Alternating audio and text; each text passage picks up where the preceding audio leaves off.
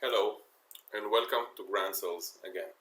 So, congratulations, you just finished registration and you are at the stage that you need to choose your own plan to work with us. So, what I would recommend for new users is to choose the beginner's plan to start with, in which you'll be able to get up to 100 items to list. You'll be able to understand the system and play with it. If you're already familiar with dropshipping systems and you have stores that you want to work with and you know what you can do and you can list 5,000 items, 25,000 items, it doesn't matter right now, or you want to even list more than that, like 10,000 items, or if you want more than that, just contact us and we'll have a special plan for you. Then you need to choose your plan here right now. So let's say that I'm choosing this one, the $1 plan for beginners, the 99 cents, okay? So any plan that you'll choose, it will be the same flow. So I'm choosing the plan. Now what the system will do, it basically will take me into my PayPal, okay? And after I will authorize the payment, the system will automatically then take me into the status of this user, which will be basically, it will take me to connect a new account. Okay, so here now, connecting a new account, this will be the next stage for users. Okay, so as said, after choosing your plan, what you will see is you will be here at this point of adding a new account. And here the first thing that you need to do is choose your target, which is either eBay, Wish, Bonanza, Amazon, or Shopify. And from here you'll be able to continue. So let's assume that I'm here right now. I'm choosing to connect a new eBay target. Now what you will see here, that for every target there will be different settings required, but the basic is very, very similar. So on Wish, for example, as you can see, you can leave all this here empty and you just need to put the account name and continue here with the other setting that we'll discuss shortly. On Bonanza, same, it's optional. You don't need more than to do anything but to put here the name, and again, same settings. On Amazon, it's a bit more complex. You will need to add your seller ID, your AWS access key, MWS, and secret key in order to allow us to communicate with your account and help you managing your items and listing items and so on. This will be on a separate video to explain how to retrieve those. Okay? And Shopify, it's a similar process. Also, there will be a separate video about how to connect your Shopify account. Let's do now eBay.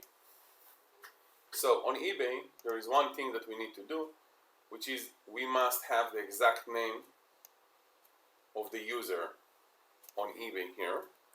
So I'm copying it here. Okay. I copied, as you see here, too much. My mistake. So I think that's it. No, it's 11522. Okay.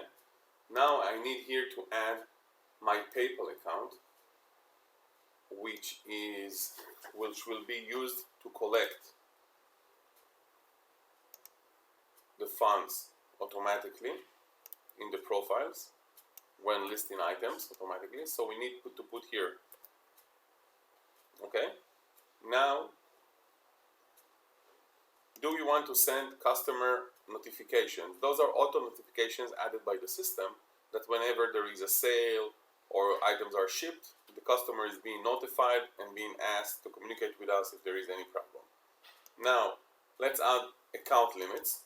So this specific account is 1,000 items and $25,000.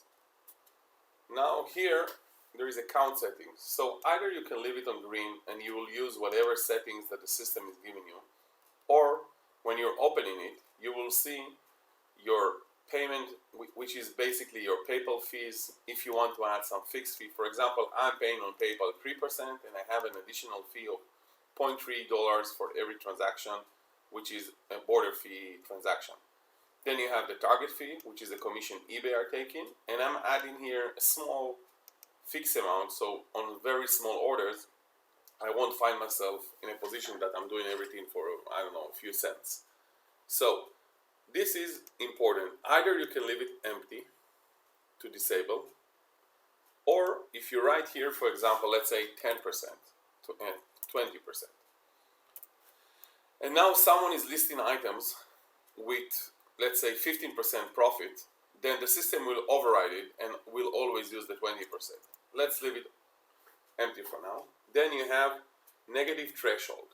When you're using automated orders, then you have the ability to tell the system automatically whatever is up to -5, for example, process it automatically, or whatever is up to 5%, process it automatically. I like to leave it on 5 and 0 here.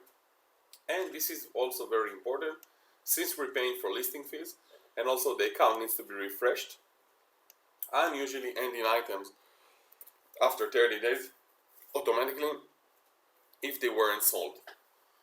I can also choose to auto-relist them in order to make the eBay account looks fresh, and I will continue to list those items, but I prefer not to because it's a waste of listing fees and room on the account.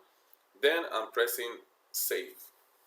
Okay, so now what I have the list of my accounts, and I have this specific account, as you can see, in red.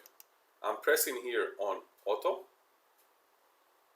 Okay, now I'll be asked to put in my credentials. I'm allowing the system to access my account.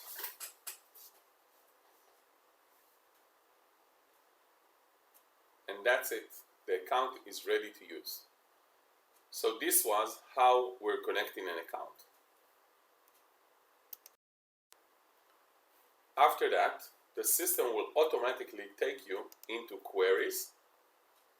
This will be the next step of creating a new query in order to locate the first items.